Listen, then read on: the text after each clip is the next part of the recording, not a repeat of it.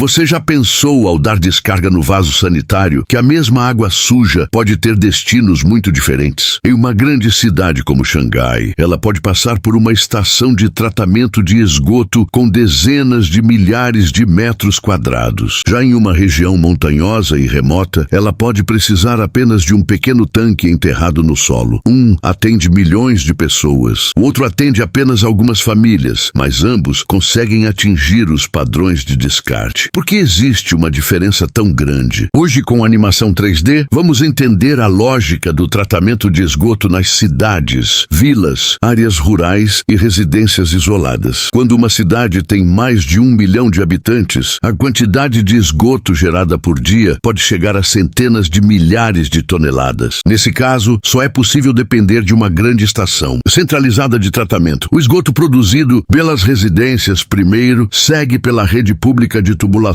até chegar à estação. A primeira etapa é o tratamento mecânico. O esgoto passa primeiro por grades de retenção. Nelas existem barras metálicas densamente distribuídas que bloqueiam diretamente sacos plásticos, galhos e outros resíduos grandes. Depois, um equipamento mecânico faz a remoção automática desses resíduos para transporte. Em seguida, o esgoto entra no tanque de remoção de areia. As hélices dentro do tanque geram correntes circulares que fazem com que areia, fragmentos de vidro e outras partículas mais pesadas se depositem no fundo. Já a matéria orgânica mais leve continua seguindo com o fluxo da água. Após a remoção da areia, o esgoto entra em um tanque circular de sedimentação primária. Ali, a velocidade da água diminui ainda mais. Grande. Parte dos sólidos suspensos começa a se depositar. Gordura e materiais flutuantes mais leves sobem para a superfície e são recolhidos por raspadores rotativos. Fezes, areia e outros sólidos sedimentáveis formam lodo no fundo, que depois é conduzido para um poço de coleta por raspadores de lodo. Nessa etapa, a maior parte dos poluentes sólidos já foi separada. A água mais limpa da parte superior escoa lentamente pelas bordas do tanque. Depois disso, ela entra na etapa mais importante de todo o processo, o tanque biológico aerado. Nesse local, existe uma grande quantidade de micro-organismos, com o fornecimento contínuo de oxigênio pelo sistema de aeração instalado no fundo. Esses micro-organismos decompõem constantemente os poluentes orgânicos presentes no esgoto. À medida que o tratamento avança, os micro-organismos e os poluentes se agrupam formando flocos. Essa mistura segue então para o tanque de sedimentação secundária. Ali ocorre a separação entre água e lodo. Parte do lodo ativado retorna ao tanque de aeração para continuar participando do tratamento. A água mais limpa da parte superior passa por desinfecção com luz ultravioleta ou hipoclorito de sódio. Depois disso, ela já pode atingir os padrões exigidos para descarte. Em estações que exigem uma qualidade ainda maior da água tratada, são adicionadas etapas de tratamento avançado, como filtros de areia ou carvão ativado. Esses processos removem os poluentes restantes. Por fim, a água tratada é devolvida a rios, lagos e outros corpos d'água naturais, concluindo todo o processo de tratamento. Mas e se estivermos falando de uma cidade pequena, com apenas algumas dezenas de milhares de habitantes? Construir uma estação desse porte claramente não seria econômico. Como o volume de esgoto é muito menor, os engenheiros simplificam o processo. Na entrada, ainda existem grades de retenção, mas também é adicionado um tanque de equalização para equilibrar a vazão. As etapas principais de tratamento biológico e sedimentação são integradas em equipamentos compactos. A água tratada passa então por filtros de areia e filtros de carvão ativado para uma filtragem mais profunda. Depois é desinfetada por um sistema de ozônio antes de ser descartada. O lodo gerado no fundo é encaminhado para uma prensa de desidratação que o transforma em tortas de lodo para transporte.